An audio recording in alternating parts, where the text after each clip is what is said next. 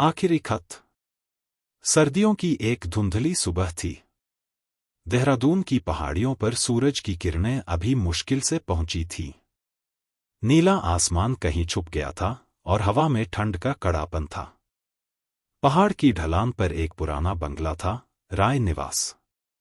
उसके दरवाजे पर ताले में जंग लग चुकी थी, खिड़कियों पर धूल और मकड़ी के जाले चिपके थे।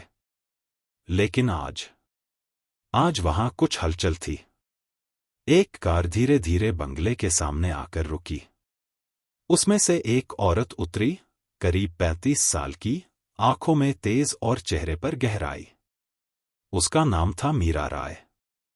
वो मशहूर पत्रकार थी, लेकिन आज वो किसी रिपोर्टिंग के लिए नहीं आई थी। आज वो अपने अतीत की तलाश में आई थी। बंगले के अंदर घुसते ही हवा में पुरानी लकड़ी और नमी की गंध थी। दीवारों पर लगी पुरानी तस्वीरों में उसके दादा दादी मुस्कुरा रहे थे। ये वही घर था जहां मीरा का बचपन बीता था और जहां से उसके पिता बिना कुछ कहे एक दिन गायब हो गए थे। मीरा के मन में अनगिनत सवाल थे। पापा उस रात कहाँ गए थे? क्यों कभी लौटे नहीं? वो धीरे धीरे सीढ़ियां चढ़कर ऊपर गई। हर कदम पर लकड़ी चरमराती थी, मानो घर खुद बोलना चाहता हो। ऊपर के कमरे में एक पुराना टेबल पड़ा था। उस पर एक धूल भरा संदूक रखा था। उसने धीरे से उसे खोला। अंदर पुराने खत, तस्वीरें और एक छोटा सा पीतल का डिब्बा था। मीरा ने डिब्बा खोला। अंदर एक चाबी और एक मुड़ा हुआ कागज था। उस पर लिखा था, अगर तुम ये पढ़ रही हो तो शायद सच जानने का वक्त आ गया है। तहखाने में जो बंद है वो सिर्फ एक दरवाजा नहीं, वो हमारी कहानी का आखिरी पन्ना है। पापा। मीरा का दिल तेजी से धड़कने लगा। तहखाना। उसे याद था, बचपन में पापा ने उस कमरे को खतरनाक कहकर बंद करवा दिया था।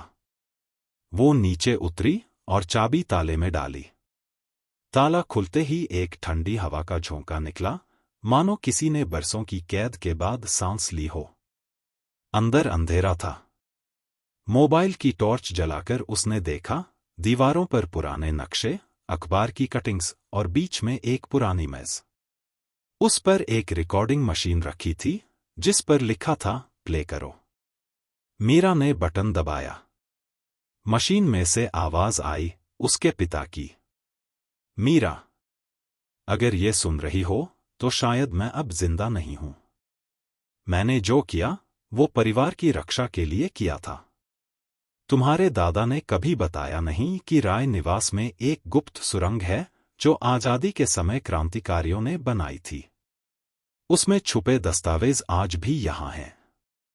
कुछ लोग चाहते थे कि मैं उन्हें बेच दूं, लेकिन मैंने इनकार कर दिया। उस रात जब मैं गया था, उन्होंने मुझे ढूंढ लिया। मीरा के हाथ कांपने लगे। मशीन की आवाज टूटी हुई थी, लेकिन हर शब्द उसके भीतर आग जला रहा था। अगर तू सच जानना चाहती है तो उस नक्शे को देख जो दीवार पर टंगा है। सुरंग वहीं से शुरू होती है। मीरा ने दीवार पर टंगा नक्शा हटाया। उसके पीछे एक पत्थर की दीवार थी, जिस पर हल्की दरारें थीं। उसने जोर लगाया और ईंट खिसक गई। अंदर एक तंग रास्ता खुला। वो अंदर गई। दीवारें गीली थीं और हवा में मिट्टी की गंध थी। करीब 10 मिनट चलने के बाद रास्ता एक छोटे कमरे में खुला, जहां लकड़ी के बक्से रखे थे। बक्से में पुराने दस्तावेज थे, अंग्रेजी में लिखे हुए, रेवोल्यूशन फाइल्स 1947। ये वही कागज थे जिनकी वजह से उसके पिता मारे गए थे। मीरा की आंखों में आंसू आ गए। उसे अपने पिता पर गर्व महसूस हुआ।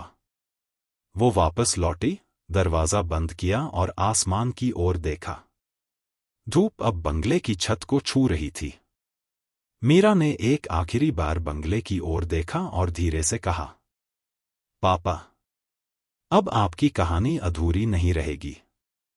वो मुस्कुराई, कार में बैठी और देहरादून की सड़कों पर उतर गई, उस सच्चाई को दुनिया तक पहुंचाने के लिए जो सालों से अंधेरे में बंद थी।